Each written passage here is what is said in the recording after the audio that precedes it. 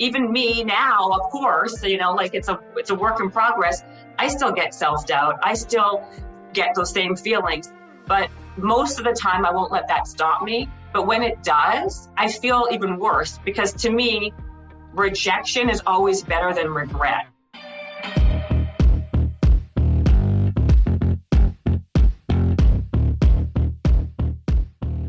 Hey everyone, welcome back to the show. Thank you so much for tuning in. I know there's a million different shows that you could choose, and the fact that you chose this one makes me really, really happy that I have someone to talk to and that I get to share this incredible journey with you and this amazing human that I interviewed today. Her name was Jennifer Cohen, and I got on this podcast knowing that we had a lot in common, but I swear sometimes you meet people who literally have lived the same life that you have lived. And this woman is that person. I'm like, every time she opened her mouth, I'm like, I have this same story or very similar story. So Jennifer Cohen is a best-selling author, brand strategist, international speaker, and educator with a specific focus on building healthy habits to drive positive behavioral change. I love this about her because I am so focused on building habits right now and really taking a deep dive into exactly what my habits are. And I think that you'll be surprised when you really start looking at them and thinking about it. She's one of the 100 most influential people in health and fitness, and she is also the CEO of Suprema. You guys, I can't wait for you to meet this woman. I cannot wait for you to listen in to this podcast. So let's jump right in and get started.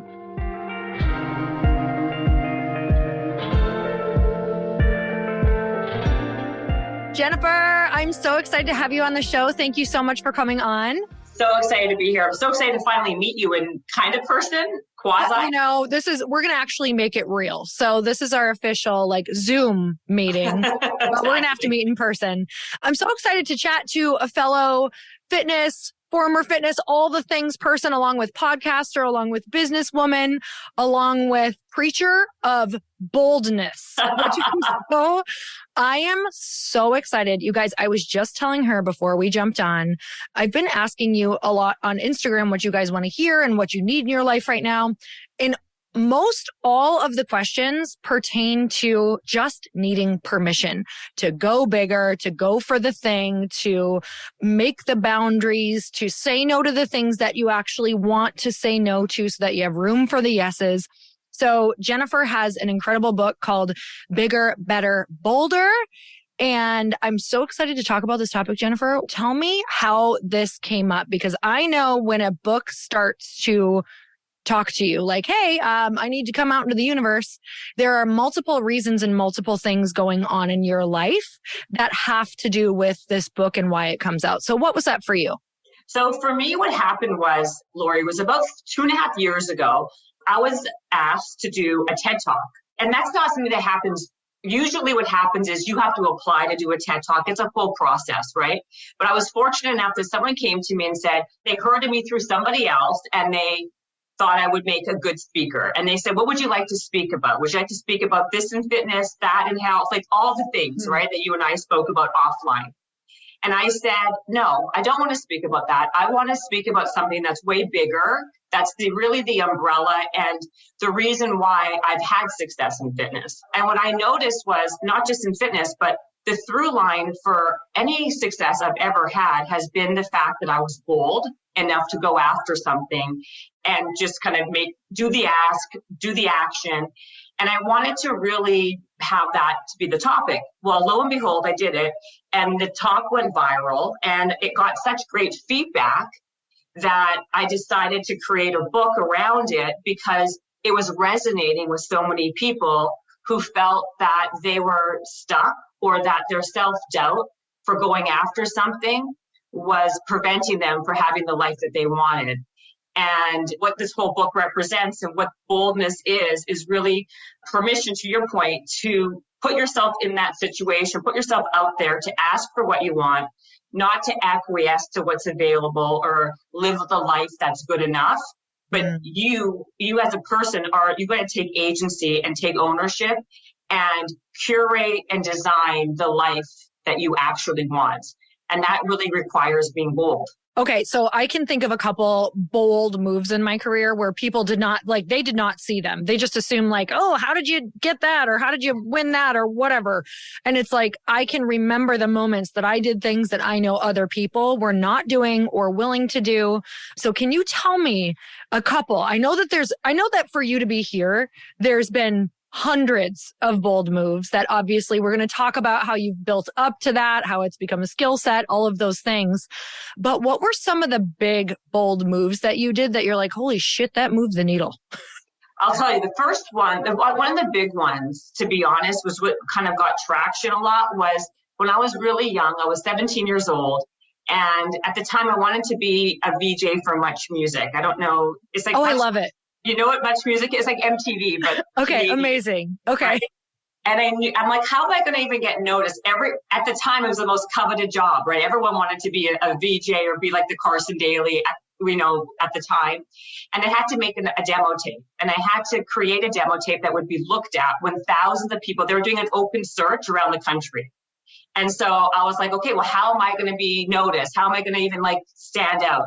Mm. And while that was happening, Keanu Reeves was in my hometown, and he was at the precipice of his career. It was after Speed, and he was like the hottest thing in the world. And I got it into my head that I was going to have Keanu Reeves on my demo tape, and he would be like my key to getting this amazing audition and having this great job. And I put it out there, and everyone laughed at me, including my family and close friends. But I stood outside where he was performing at the time. He wanted to do like Shakespeare. So that's why he came to my hometown. And I waited outside for him for like 45 minutes to an hour in the minus 50. I'm from Winnipeg, Manitoba. Super cold, like minus 45, crazy.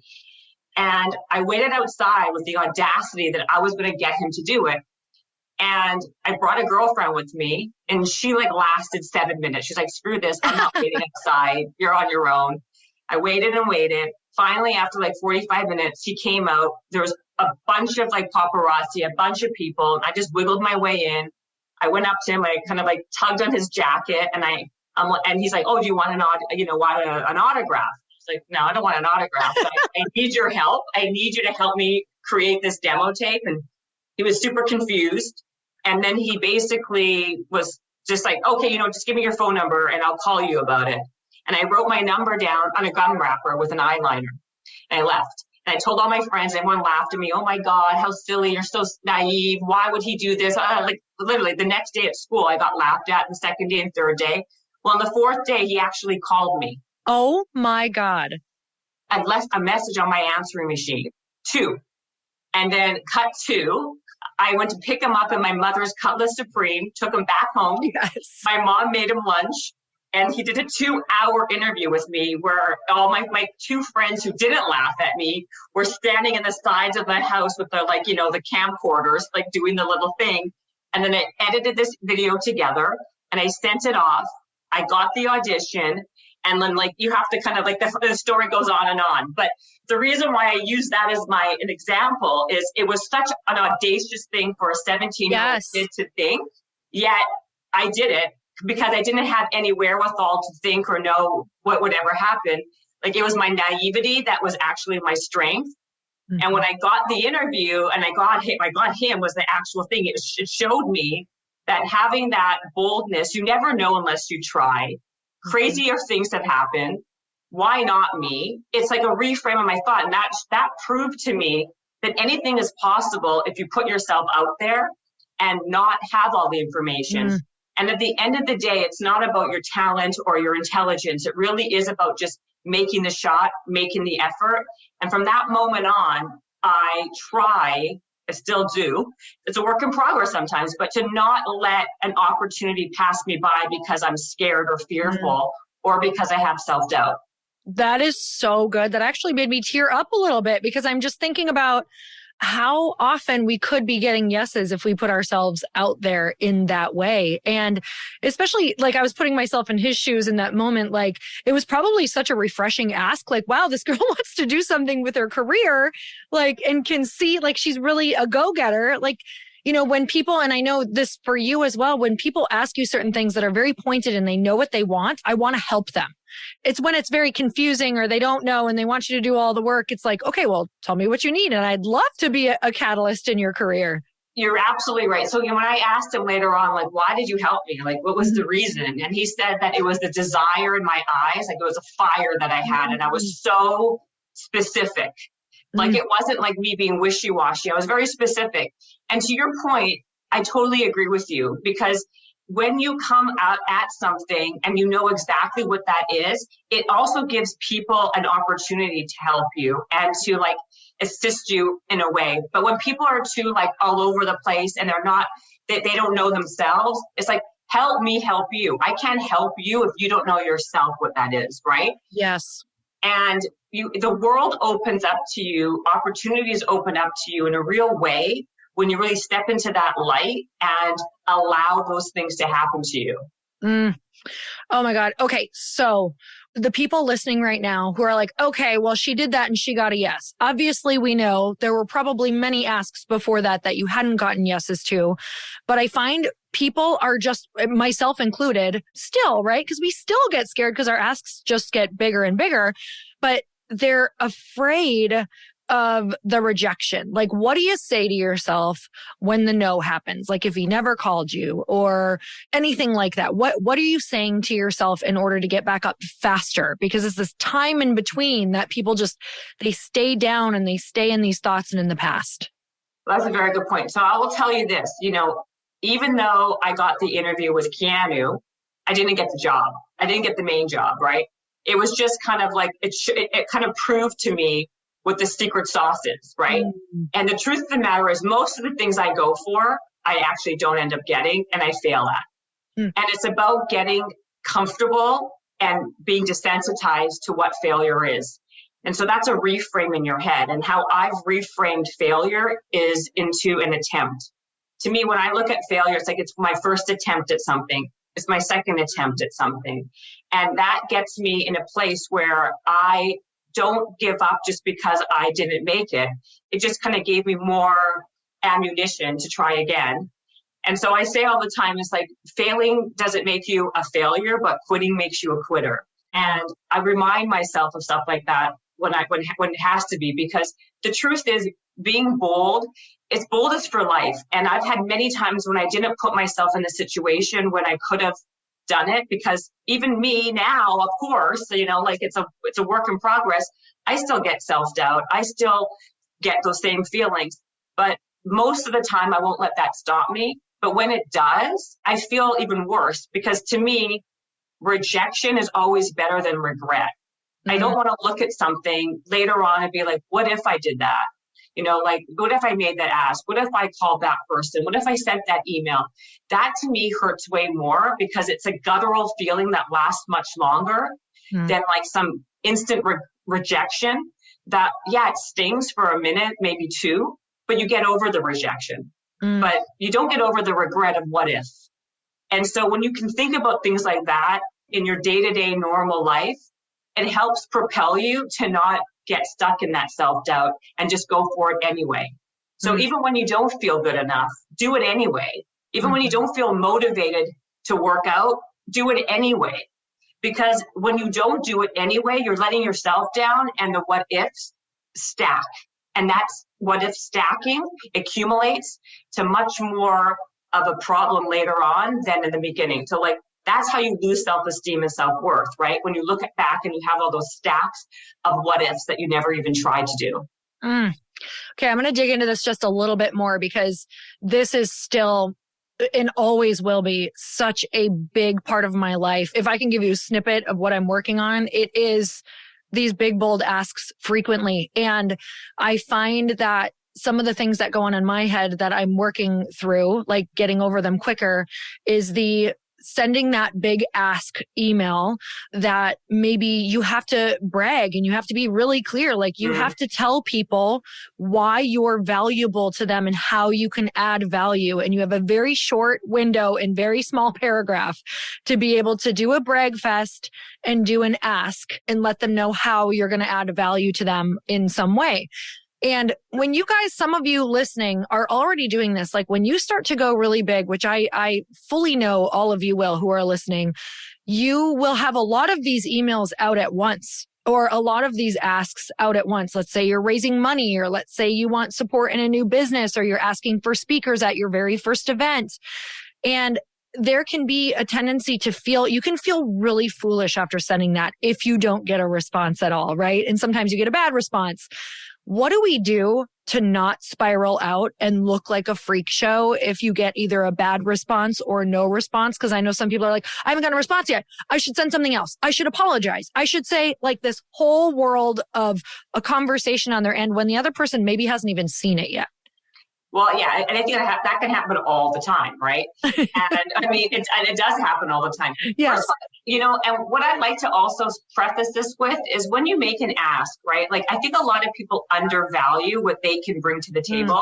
They think that they don't have anything to offer. They're not at a place where that person ever needs something. Like, how many times have I heard like, well, what do I have to offer? I have nothing to offer.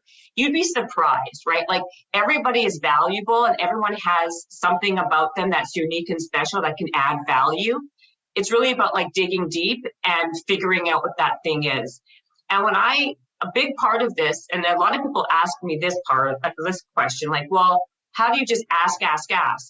But if you're leading with how you can provide really valuable, whatever it is, valuable insight, information, or how you can offer your help, it becomes like a symbiotic situation. It's not just a one-sided relationship. So I want to kind of be clear on that part. Mm-hmm. The other part is what you're asking me is about when you get these no's or you get nobody even who responds. I mean, that's when you have to become desensitized to the failure or whatever that is that happens, because that's just one person. That's just one thing. And I have a master's in failing and rejection, but I have a PhD in kind of getting myself back up and trying again. And again, it's about those attempts. And how I put it out there is I say to people, figure out one goal, and then make 10 attempts at that one goal. And the reason why I do that is twofold. One is that, you may not even get to that goal, but going down that path, another opportunity will present itself that you never even knew existed by just doing the actions. And the other part of it is that it's making you comfortable with the ask, is making you comfortable with failing. It's getting you desensitized to that like feeling of like not getting it, failing, rejection, where that's what it is. It's about becoming desensitized and immune to failure. So when you get that email or lack thereof of that email response, it doesn't burn as much. But the other thing is like, this is life, right? Like not everything is going to work out for you. Not everyone's going to respond to you. And people have this misunderstanding that like, oh, once you hit a certain level, the world opens up to you and all these things happen to you. And it's just not true, right? Mm-hmm. Like I constantly get nobody responding to me. No, you know what I mean? This still happens to me. I'm sure it happens to you too. Mm-hmm. Totally. Right. And it doesn't ever get necessarily better. But what does get better is the way how you deal with it and how you respond to it. Because at the end of the day, you can only control how your response is, right? And so you got to take that onus into yourself and realize this is what happens and this is life, and figuring out coping mechanisms that make you not shut down and stop, but still invigorate you to continue and try. I'm sure you can look back at so many things. Anyone that I've talked to who's successful can do the same thing, where you look back and go, oh my God, that thing I wanted, thank God that didn't happen then, because I wouldn't have gotten this, which is so much better and bigger than what I was going for. And I just have all of these moments now, like how you gave the point of reference. Like now when I'm not getting a yes, I also have the reference where I'm like, oh, well, this may be a good thing, because maybe the next big thing is not this for me at all. I'm going to keep trying, but I won't be devastated because I know how things turn out. Like I know how things work. So that's 100% true. Like it's about connecting the dots. And the truth is, you don't know how those dots connect down the road, right? Like you don't know what your chapter 10 looks like when you're on chapter 1. And like, even though in the moment something feels like it's so daunting and terrible and like you'll never get over it, eventually, like, you do, But B, usually for that thing to have failed, it opened up your world for another opportunity to happen. Yes. You know, like right? So like this podcast that I do, it's called Habits and Hustle. I guess you can see from the back of my thing, was actually sold as a TV show to NBC. And it was called Game Changers, not Habits and Hustle. And it was sold. And I thought it was like I was so elated. I'm like, oh my God, I sold this thing and blah, blah, blah. And I was like so excited. And then like, you know, 1 month turns into 2, that turns into 10. And then nothing's happening with the stupid show. It just like sits in purgatory. And like the one thing that I thought was so amazing ends up like being like nothing, where I eventually took the onus on me and put I said to myself, I'm going to create my own destiny. And I'm like, you know what, I'm going to turn this into a podcast and I'll figure it, you know, and that will be what it will be.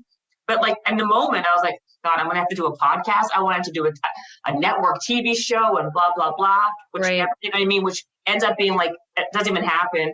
And then like, I get this podcast and the amount of people control, like when it's your own thing and you have destiny on that and you take agency of your life, like it's been the best thing that's ever happened to me. The interesting people I've connected with, the opportunities that's come from it, the world that it's kind of just brought me into that I never even had any wherewithal to understand and know, has been incredible. And like, I would never have thought that, and I never would have even done it if it wasn't for that like extreme, like loser failure that I had with the TV thing, you know what I mean? But like in the moment, I'm like, oh God, like this is such a disaster.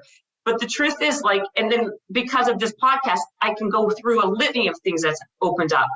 But people have to recognize that in the moment when things don't go right, something's going to go right in a way that you never even expected because of that wrong. Hey y'all, if you didn't know, Earn Your Happy is now a part of the Growth Day Podcast Network.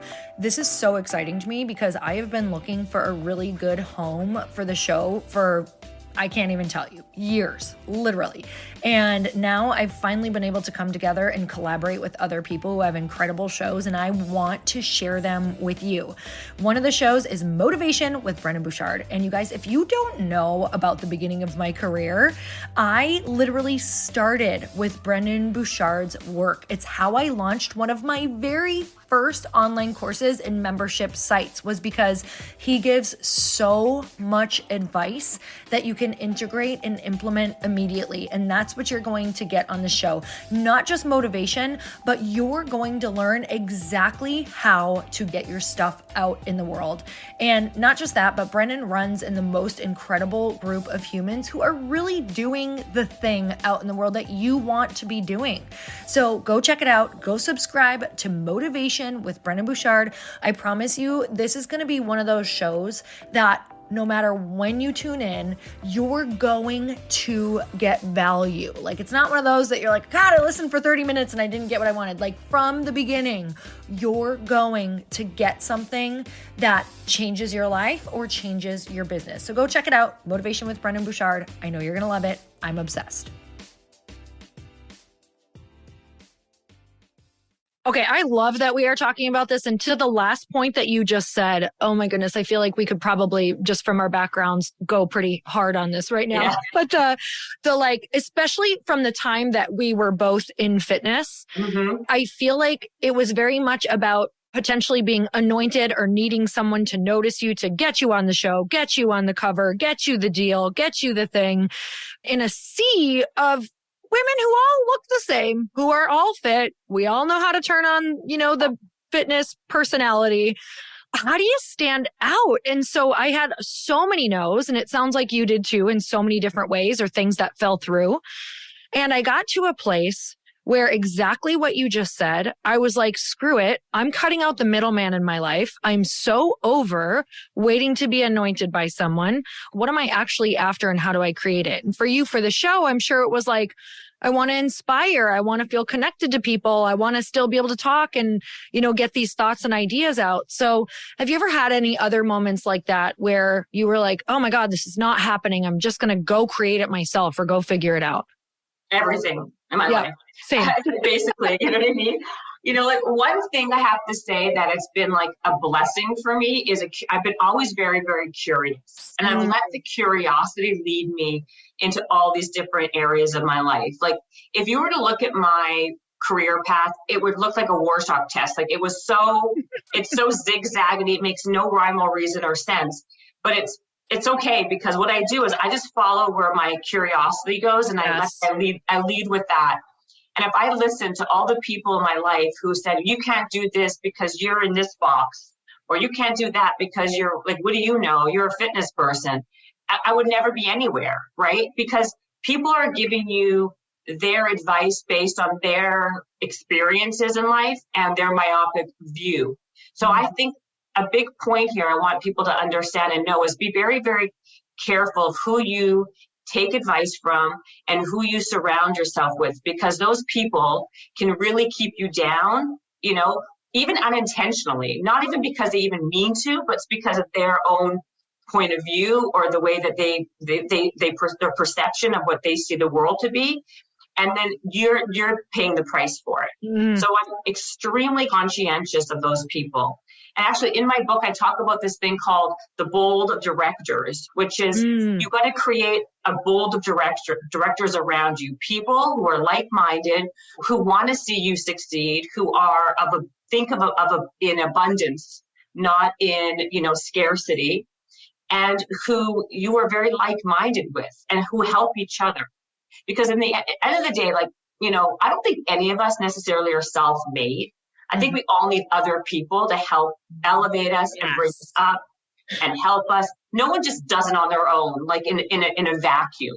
So it's because of that also, like you got to be careful of who you surround yourself with and who are those people, because that can either elevate you or de-escalate you very, very quickly. And the other thing I wanted to bring up about that is that I always kind of stress various certain things because I think they're so important, is this idea of self-efficacy, like feeling that you could do it and then doing it is so important.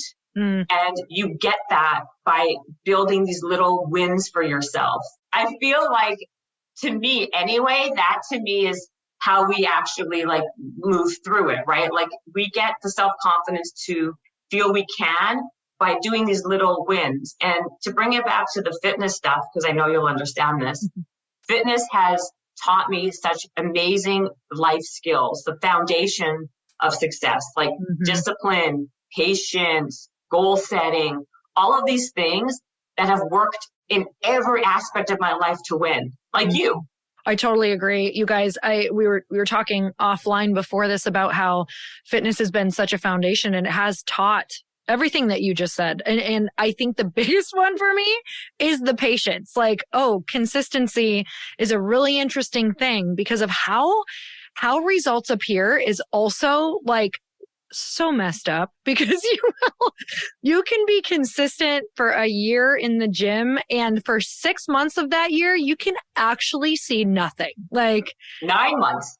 9 months. It can be, even the year, depending on, what you're focusing on first, or you're not focusing on nutrition or whatever. And that was the part for me that just now with even in business, I'm like, okay, I get it. Like I'm going to have to do this 1 to 3 to sometimes 5 years before anyone else is going to notice the work that I'm putting in when, no one is watching. So that has just been one of the biggest things for me, is learning patience in business, in life, in anything that I want to see a result in. Okay. So you talk about something called the bold types, which I'm so curious about. I want to hear about it.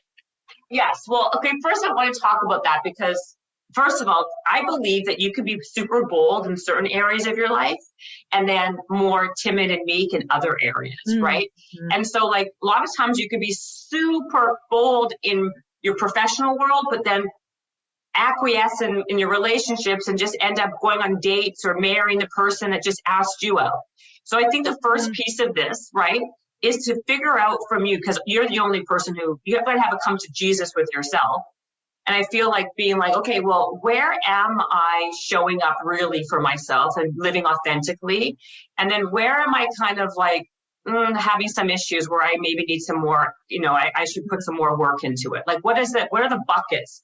And then with that, you then move forward, because I think what happens a lot of times, this overarching idea of being bold, everybody's different. Everyone has a different situation.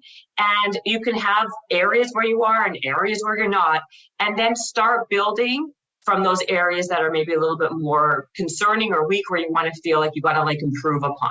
And so that's the first part, because I believe in this idea, in this book wasn't about just how to live, it's not about, to me, a rich life is not just having money, or that's not what it's about. Having a rich life to me is about meaningful relationships and experiences and like fulfillment in all areas of your life, not just one. And the idea of being bold to me is about building a life that's rich in all of the areas that make us feel satisfied and fulfilled. And the only way you get there is to design and curate a life from authenticity to what you see, how when you were a kid, how you envisioned you wanted your life to be, versus the path of least resistance, which is I'll just take what's kind of available. I'll just work for that job because that job opening was there. Or I'll just go out with X, Y, and Z because they're the ones who asked me out or swiped left on me, versus that taking agency and having much more say in what happens to you. Oh my gosh, so good. Let's talk about practicing being bold. I know you talked a little bit about it, but once we kind of pick, what does that look like? How frequent do you feel like we need to practice being bold? What are some of these things that maybe you would give us as an exercise if we're like, okay, I'm ready. I want to work up the nerve. Where should I start? Well, I say that, well, first of all, if you can't ask for the little things in life, there's no way you're going to be able to ask for the big things in life, right? So you start with these little bold moves. And this whole idea is that I give people a workbook so they can like build their bold and build up to being bold by doing these little bold moves. And this can be so simple, Lori, that it may seem like common sense to some, but to others, it would be so like scary and uncomfortable. But even going to a restaurant and asking for salad dressing on the side. Yes. Where a lot of people are like, how do you do that? So embarrassing. Or I don't want to put somebody out. I don't want to make waves. But that's a little thing like that. If you can't ask the server to have, sauce on the side, how are you going to ask for this big abundant, this big other thing that you want in your life?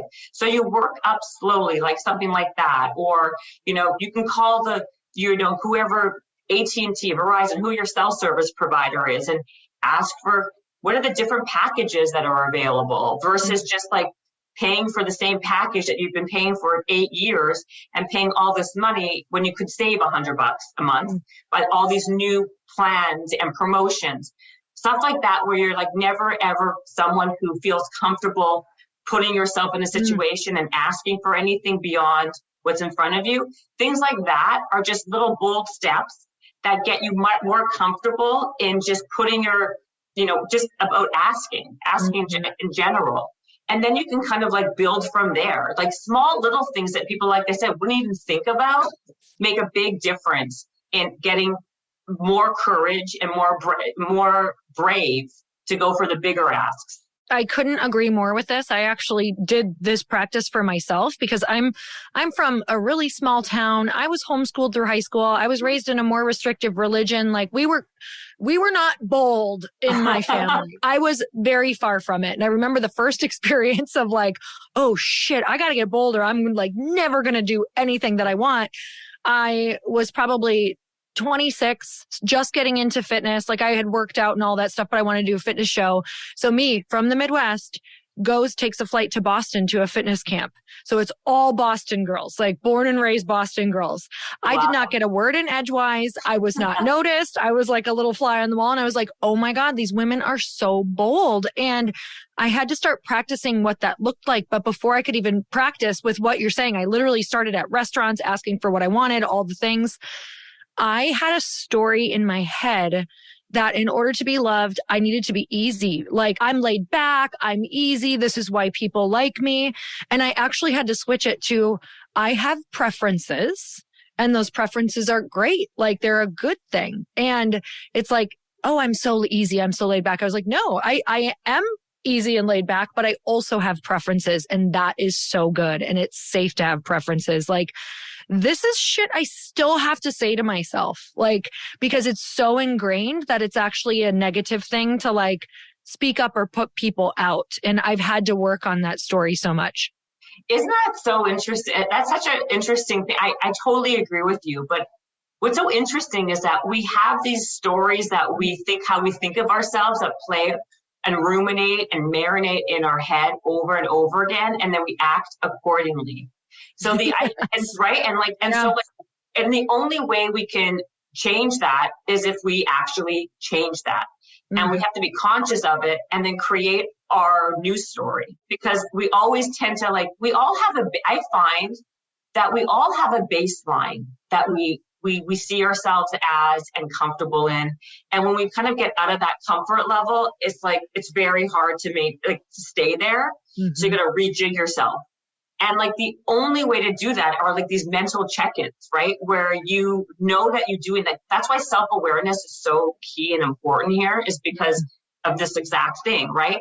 Because if we don't check that at the door, we will continue to do the same patterns and expect the same thing we always expected, because that's all we know, you know? And by the way, I do the same thing. And that's why, to me, and a lot of people who come, who reach out to me do.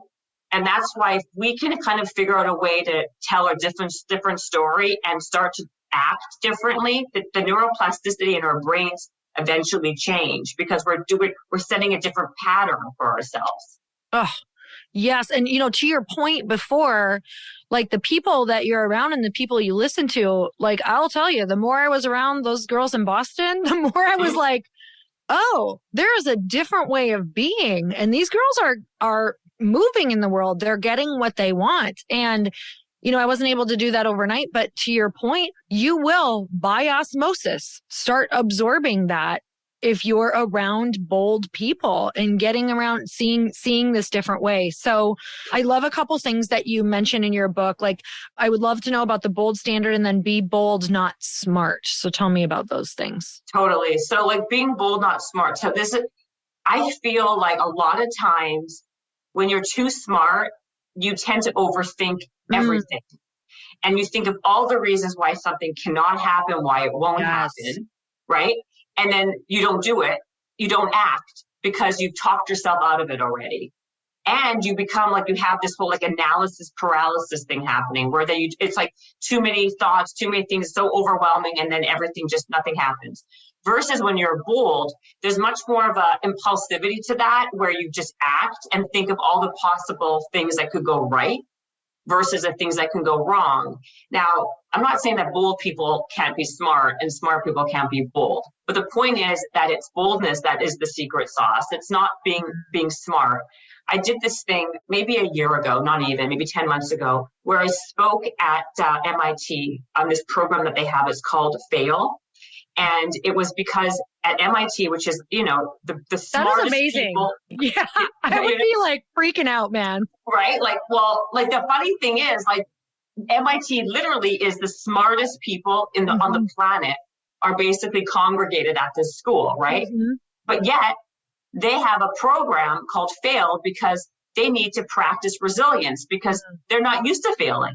And because they're not used to failing, what happens is when they do fail, the suicide rate at MIT is very high, higher than any school by exponentially. And they're not comfortable with it. And so they need to have people who come in and talk to them about resilience and failure.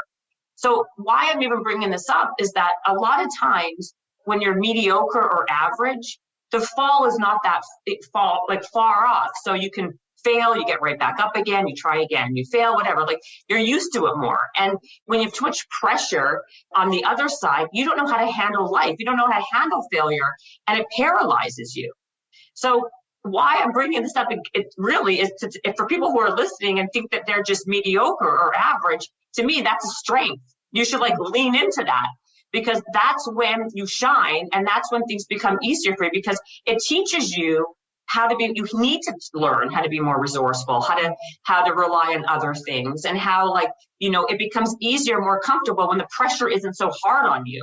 So like, I think that to me, that was one of the reasons why I maybe succeeded, was because I was mediocre in a lot of ways. So I had to learn all these other things, and I failed a lot more. Let's talk about bold as a habit. Like I know you're also really into just creating habits and little habits and, these habit stacking and all of these things that eventually make us who we are and change who we believe that we are. But bold as a habit, do you feel like now bold is just who you are? And is that something that, how many years do you actually think that takes? If someone's like, oh my God, I want to be bold tomorrow. Like, what do you think? If we wanted to get really bold, like, what does that look like? Well, I do think I am a big habit hacker, stacker, whatever you want to call it, because I do believe having certain habits help you be the most productive self, and it keeps you on point to go after things. And I'm sure you and I probably have a lot in common, I would imagine, because of this. And I do think that I've been doing it I've been bold, and I've practiced so much that my bold muscle is pretty strong. But like anybody, if you stop doing it over time, if you're not consistent with it, it atrophies like any other muscle in your body, right? Yeah. You have to be consistent, and you have to be doing things over and over and over again, or else you lose it. You lose the muscle of it. You lose the ability to do it. And so would I say that I've harnessed it for maybe better than some? Yeah. But there's been times in my life where I haven't been working it that much, and it gets weak. So I have to kind of start up again. And to me, I do believe because I've done it for so long, there is muscle memory where the neuroplasticity of it like has actually created this new path and pattern where it is more my go-to than not. And which happens with anything and everybody. If you take Spanish, over and over again, if you work out all the time, you build up that same muscle memory, which is why I think it's really important to consistently do these bold habits, these bold moves to build up the habit of being bold. And like what you said is very, very on point and very true, that when you were hanging out with those Boston girls, right, through osmosis, you became a little bit bolder because that's what you saw around you, right? That was much more familiar to you. Which is why having a board of directors around you, surrounding yourself with people that make you feel okay and comfortable with these big asks is so, so important, right? Because if you're around people all the time who tell you, oh no, you shouldn't ask for that. Oh no, you shouldn't do this. Or that's like you're being pushy or being too demanding, which are all these negative connotations when really all you're doing is being much more authentic to how you really want to live your life. Like, why is that a bad thing? Like, why is it a bad thing to ask for what actually it is you want, or to go after or date the guy or the girl that you actually are interested in dating, or work for the company that you actually love? Like, if you love Nike and you approach Nike, what's wrong with that? Like, why should you work for, some software company that you could care less about? Like, my whole thing is like, why not you? Why count yourself out in all these things and live vicariously through all these other people who are doing what they want to be doing because you don't have the confidence yet or the courage yet to do it? Like, work up to that so you can live that way. Oh my God, you're making me think so much, because I was going to ask you just about like, okay, so this boldness can obviously translate into our health, our ideas around money, our career, our relationships. And I was just thinking, I was recently at a dinner with like crazy successful people, and we were talking about like how they met their partners. Like, we were all talking about how we met our partners, and the stories of how they met. It was like, oh, he told me no literally like 20 times, but I knew that this person was for me. So I was doing these big, bold things. And then vice versa. Oh, she was so not interested for an entire year, but I just kept making these big, bold moves. And I'm thinking, how many times or how many people also, on the other hand, do I know who are kind of in mediocre relationships? Because we take, just like what your book says, like, we're taking what life kind of gives us instead of being bold for a long amount of time, which, by the way, these people are in extremely long, healthy, happy relationships, which that is so interesting, that the more bold we are for getting what we want, the more obviously it can enrich our lives. We can be in the thing that we want. We can be in the careers, in the relationships, instead of taking these things that life is going to just hand to us. And we're going to be worn down if we don't keep on taking massive, bold action. Well, it's true. And I want to talk about relationships, because a lot of times people don't like think about boldness in that way, right? They think about it like in the career or the job or this. And to me, it's like, if you work your bold muscle in these other areas, it bleeds into other areas of your life. Mm-hmm. And like, how many times have you asked a friend or someone you know, like, oh, how would you do it? How's your relationship? Or how's this? And they're like, it's okay. Like, most people live in this, it's okay world. Like, it's fine in everything, including relationships, right? And I feel like we just got super okay and comfortable with this idea that most people are kind of like in this like disinterested, this place of like less than mediocre place in their relationships, where like they expect it to be less than average because it's what everyone says it is. But like, if you can like actually like work that bold muscle, that will eventually not be okay with you anymore. That will not be good enough for you, because you're going to want to have a life that's much more fulfilling.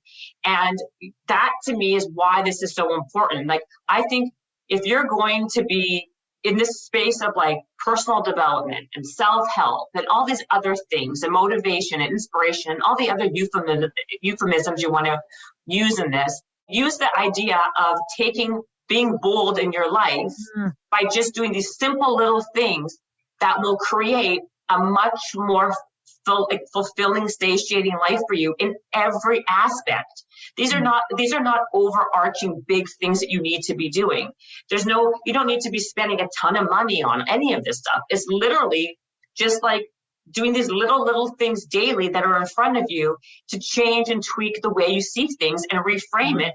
So you live a life that's way more to what you want. And that's why I say, like, you chase the life you want. Don't just take the life you get. Oh my God, this is so good.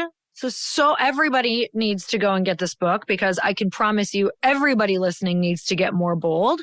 Because if you were, you'd have more of what you want. That's what I'll tell you right now. The more bold that you get, the more you look at your life and it starts lining up to exactly what you want. And it's so exciting. And I love that you wrote a book where we can actually step by step help ourselves identify where we need help and what direction we should go to next. So where can we get your book?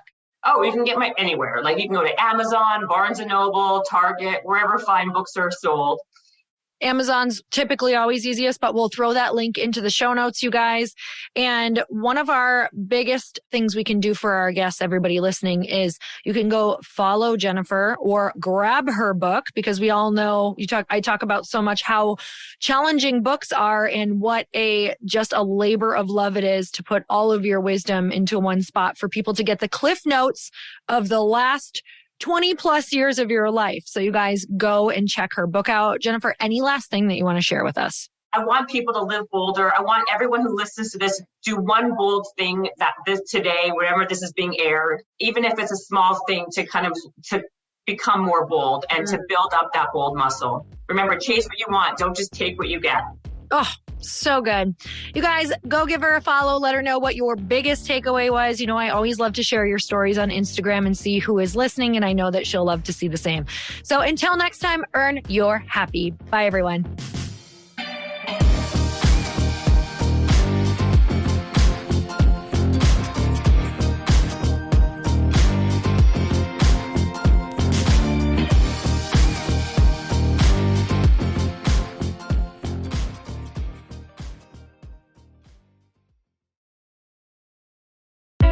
Hey, I know if you're listening to this podcast that you have big dreams and big goals. And one of the things that can really stop you is struggling with your marketing. Trust me, I have been there. Are you using 10 different systems just to build your online business? Then I want you to try Kajabi. Kajabi helps you build your web pages, set up funnels, and sell your courses, content, coaching, or communities.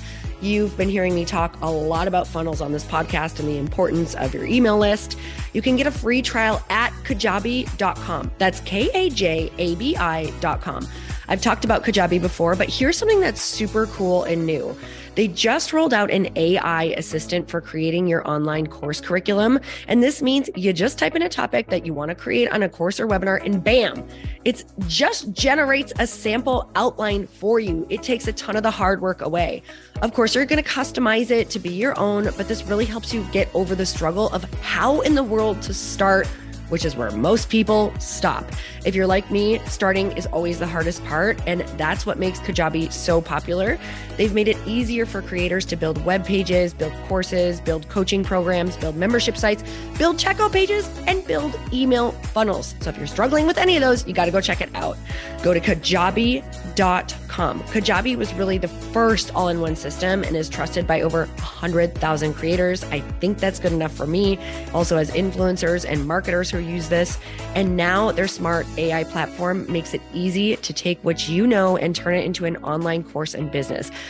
Go start building with a free trial at kajabi.com. That's kajabi.com.